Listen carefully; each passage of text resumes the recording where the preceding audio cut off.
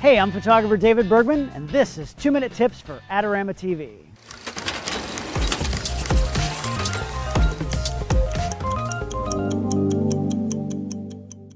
Today, I'm going to talk about how I like to build up an image one piece at a time. Very often, I find myself using multiple flashes to make a portrait. I can place speedlights almost anywhere to individually light small sections of the image. This allows me to create depth and texture on my subject or in the background. I'll use an image from last year's cover shoot for the Bergman calendar that I did here in Belize to show how I put that into practice. After I had my camera in position and determined the image I wanted to make, I used a low ISO and closed down my aperture just enough to kill the ambient light completely. Without my flashes, it's a completely dark frame. Now I could begin to add light only where I want it. In this case, I started by setting up one speedlight off camera right to light the jukebox.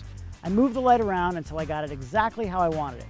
Then I turned off that flash and had someone stand in for the model and set up a hair light high above and behind him so I could separate him from the background. Once the hair light was set, I added back in the jukebox light to see how those two lights looked put together. By the way, one of the joys of using radio-controlled speedlights is that I can turn the lights on and off and change their intensity right from the camera.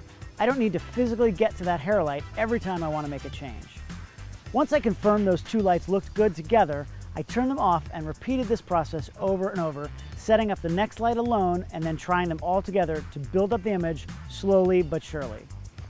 In the end, I added in the light on my subject for that final piece of the puzzle.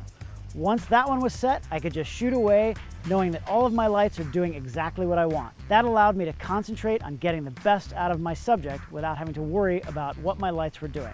So break down your own images one piece at a time, and you won't have to think about any of the tech stuff, even if you have 3, 5, 10 or more flashes firing every time. Thanks for joining me today on Adorama TV.